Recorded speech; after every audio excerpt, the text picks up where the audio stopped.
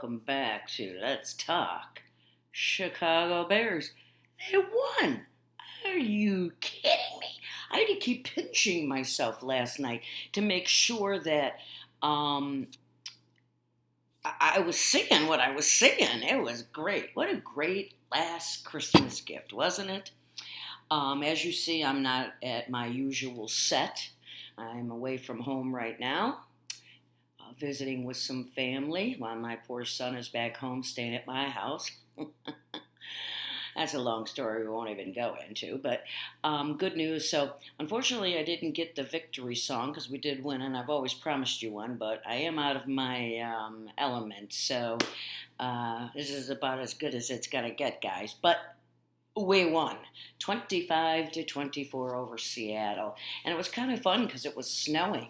The only weather game all over the country. Out of all the places, Seattle, it's snowing. So, but that's okay. It was fun.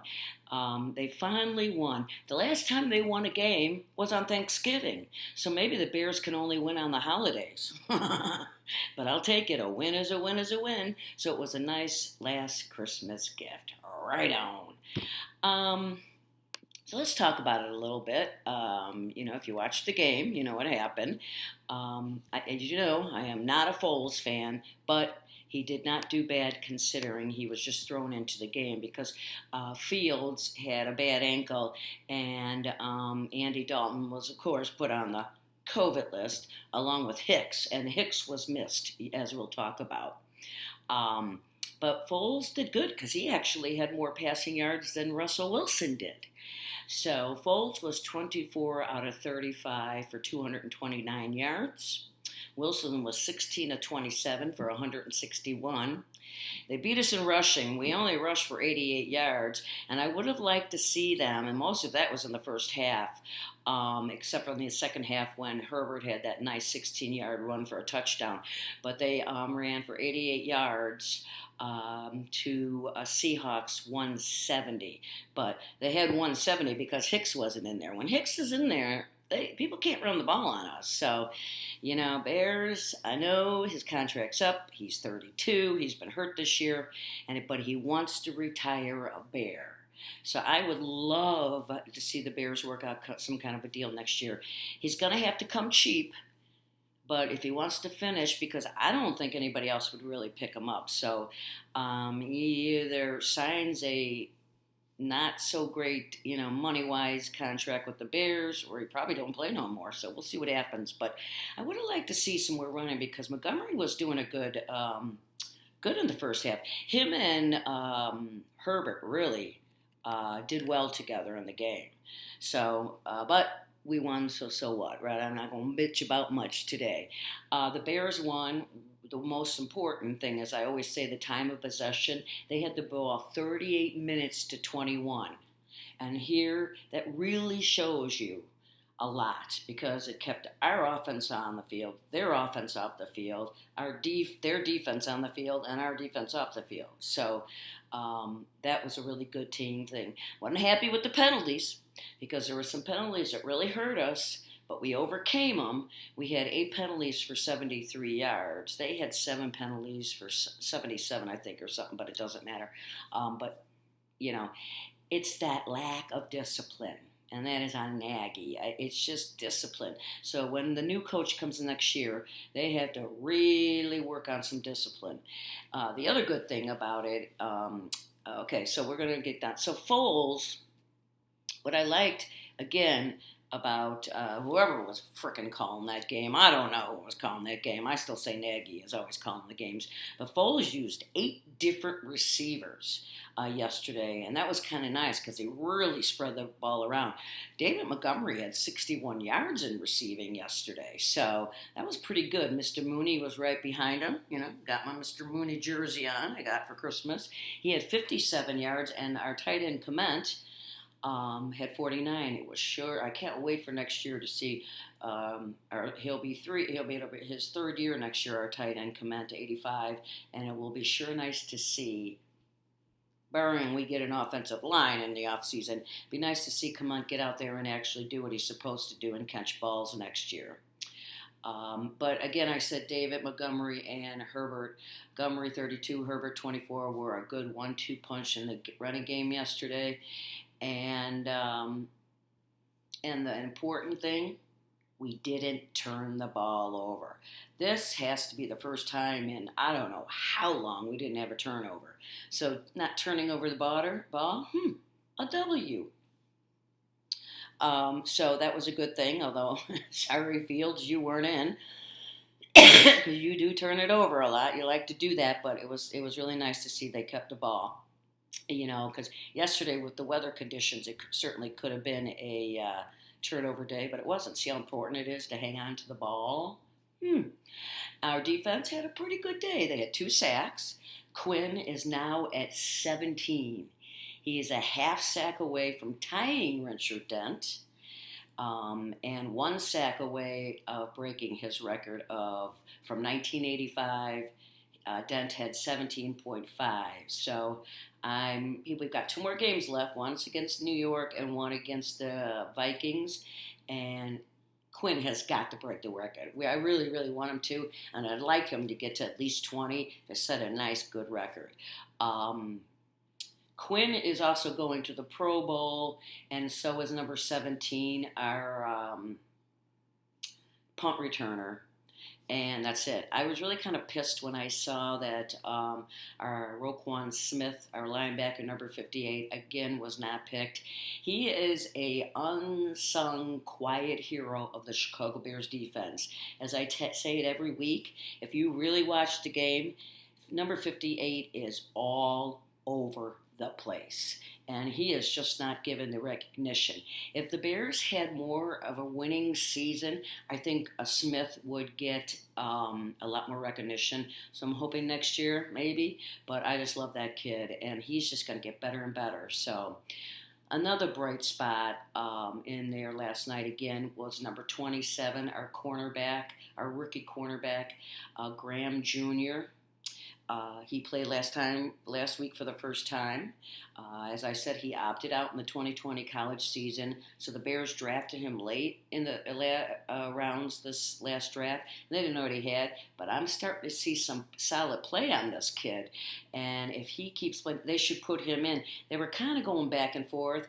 I didn't like that. I want him in. I want him starting next week, and I want him to play the whole game. We have to see what we got, because if he can start to really get the experience and show what he's got, he could be a wonderful complement to JJ, Jalen Johnson, number 33, our other cornerback who was out with COVID this week, so he didn't play. But if we could do that, then our cornerback problems would be solved. Of course, you need some backups, which we have already on the team because they're playing. But so that would be really great. So Nagy and the defensive coordinator, please play him the rest of the season, because you got to see what you have for the players that you know that are going to be back for sure next season. Some you don't know because of contracts, but you got some of these guys, you should be playing them because it doesn't matter what happens anymore. And another Nagy bonehead thing, the score should have been 28-24. It was 5 minutes into the first quarter, and we were 4th and 2 to score a touchdown, and I think he should have went for the field goal, but he went for it on 4th down. It didn't happen, so he didn't get any points. You can't start chasing points in the first quarter. I don't know. See, Nagy knows he doesn't have a job next year, so he's just like, what the fuck? I'm just going to do whatever. So it really should have been 28-24, and that was an important thing because, had we not scored that last touchdown, big bonehead move, Nagy. So I don't like chasing points until the second half. And when you really have to. First quarter, 5 minutes into the game, what the hell? Just another thing to show you how stupid he is. But again, he knows he's on his way out, so he's just doing whatever, But you know what? I'm just so tired of talking about him and bitching about it, and I am so sure you're tired of hearing me bitch about him. So we only have 2 more games left, and then he's gone. I'm sure he's got a for sale sign on his house. I'm sure of it. His wife better be packing. Um, and I've been hearing so many stories the last week or so about what's going to happen. I mean, there are so many scenarios out there on what the Bears are going to do. Um, I don't know. We're going to talk about that in a minute, but I do want to talk about the game a little bit more. I do got to say, the last 2 weeks, I saw a lot of heart in these guys. Of course, Nagy is taking credit for that a little bit, but it's the players. A lot of them, some are trying to make the Bears for next year. Some of them are trying to make other teams for next year, but there is a lot of heart, because they know they're not going anywhere. But there's nothing better than seeing guys out there playing their butts off when they know it doesn't matter. But everybody wants to win, and it was Christmas, and they had to fly across the country. They couldn't be with their families, so pretty cool Christmas gift for them and us, right? It was an exciting game. I was jumping up and down. I was watching the game with one of the people I was watching it with yesterday happened to be a Seahawk fan.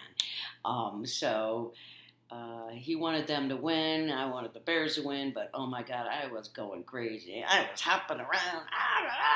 It was just those last couple minutes were great. And when was it Byrne? Yeah, Bird, who caught that 2-point conversion, man. How he kept those feet in, I do not know, but rock on, Bird, man. I think he's number 10, so yes. Because I'll take a win any day, no matter what. Because it's really not going to help us in the draft that much. Again, remember, we don't have a number 1 pick because of pace, although we got Fields. So we only have a number 2 and then so on, but which, we'll talk about what they're going to do on the last show of the season. But so I don't know. Wasn't it nice? I mean, it's really nice to be doing this show. I don't have my set, so I don't feel like I don't feel like my mojo is going for this show because I don't have my set behind me. Although I do have a great picture of Soldier Field because I'm in my sister's office, and it's called the Bears Room. So there's a lot. I'm looking at a lot of Bears stuff that way. You can't see it. All you can see is this, but a win is a win is a win, and we'll take it. Next week, we do play the Giants at Soldier Field, and they're 4-11, so another crappy team, so we'll see what happens, right? It would be nice to go out and win one more game at Soldier Field because our last game is against the Vikings, and that's in Minnesota in 2 weeks.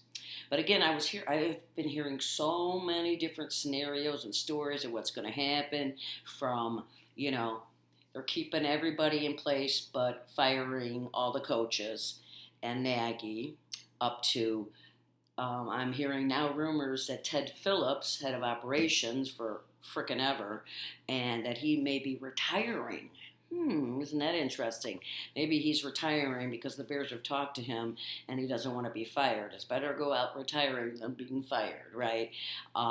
So that's what they're saying, that they might clean house. George McCaskey might clean house from top to bottom. So that may be why, because you remember I've been bitching about why they didn't fire Nagy during the season this close, because that would send a positive message to the fans and the team that they are all in to get rid of him and maybe pick up some of the morale. But maybe that's the reason they're not firing him, because they're cleaning house from top to bottom. So that, and then there's the rumor that Ted Phillips is going to retire and Pace is going to move into his job. Therefore, Pace will be hired, George McCaskey and Pace will be hiring a new GM who will therefore hire a new coach, so on, so on, and so on. So I don't know. All I know is we need to clean house and we need to start new, and it's got to happen in 2022. We need to turn this around. As I've said before, we've got a quarterback. We've got a running game. Looks like we might have 2 good cornerbacks. We'll see. We still have to work on the defensive backfield because we need another good safety, and we need a few backups. We need to get another good linebacker to help Roquan Smith.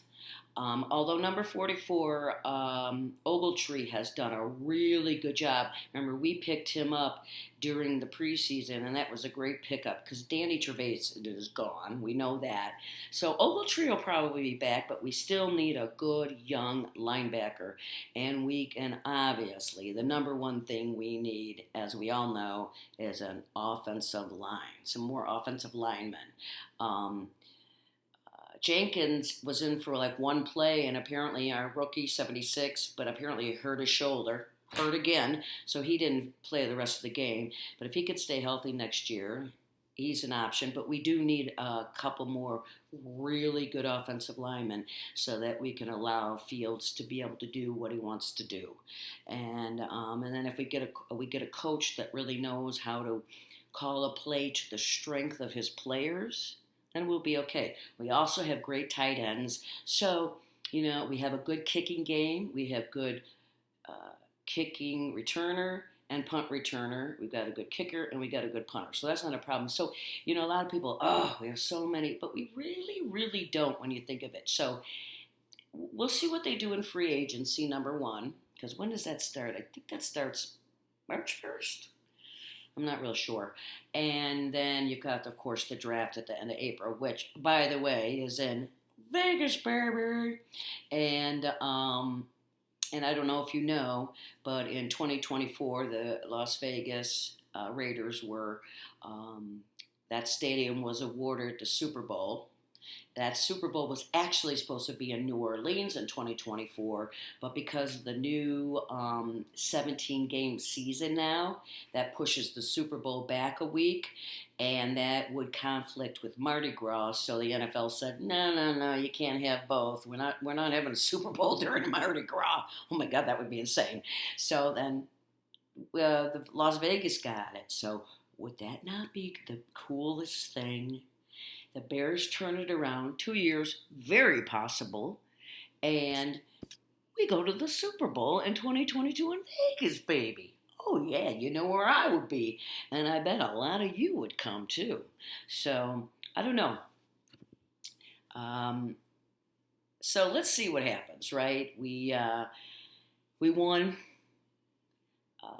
This isn't a real exciting show today, and I apologize. The other thing, I am freaking exhausted. I got here at 10:30 a.m. on Christmas Eve. I had to get up at 3 o'clock in Vegas time a.m. to get here, and we have not stopped until last night. And now everybody pretty much has gone home. I'm still here. And after the show, I'm going to go sit my ass on the couch and do nothing. I'm exhausted. I'm too old for all this partying constantly. Of course, I don't have to try to keep up, but I do. Actually, I'm probably, I'm the party girl. But I really hope that Santa was good to all of you guys.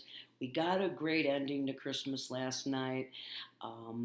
So let's see what happens this Sunday in Soldier Field. We've got one more holiday, the New Year, 2022. Let's hope that 2022 brings us all health, happiness, and the Bears turn their shit around. And this stupid damn virus goes away, because I don't know about you guys, but I am getting downright cranky about it. And wearing the masks, I'm over it. But I live in Vegas, and we have to wear them. We've been wearing them since August 1st. And I'm in a state where they don't wear them. So it's really quite a different contrast, So let's hope. And I really, really appreciate you guys watching. Great win. I wish I could give you more, but I don't. I think it's because I'm not with my set, My set rocks, doesn't it? And it gives me that mojo that I need, baby. But then again, I am Lynn. I rock all the time. So, but anyways, guys, I love you. I hope your Christmas was awesome. Remember, let's be kind to one another. Help people out. Still into the holidays. Tough time for some people. But we have a new year upon us, and let's just hope for happiness and healthy and love and stop hate in 2022. That would make me very happy because I love people and I want us all to get along. So, and again, you know what? We're coming to the end of Let's Talk Chicago Bears season 2, and I know a lot of people don't even want to think about the Bears or talk about them, but I've had some pretty darn good loyal listeners and watchers, and I say it every week. It means a lot to me. No, I don't have 10,000 viewers, but I don't care. I have my regulars, and then I get a few new ones here and there, and that's all that means to me. You guys really, really make me feel special. And there's nothing more I like to talk about except for my grandson that's coming in April than the Chicago Bears, which my grandson is going to be a Chicago Bears fan for sure. And you'll be meeting him next year on season 3 of Let's Talk Chicago Bears. So I hope you all have a great week. And I love you. I gotta sign off like I always do, even though I'm not in Vegas. But as always, I love you and keep on rocking and rolling from Vegas, baby, / Nashville. Bye-bye.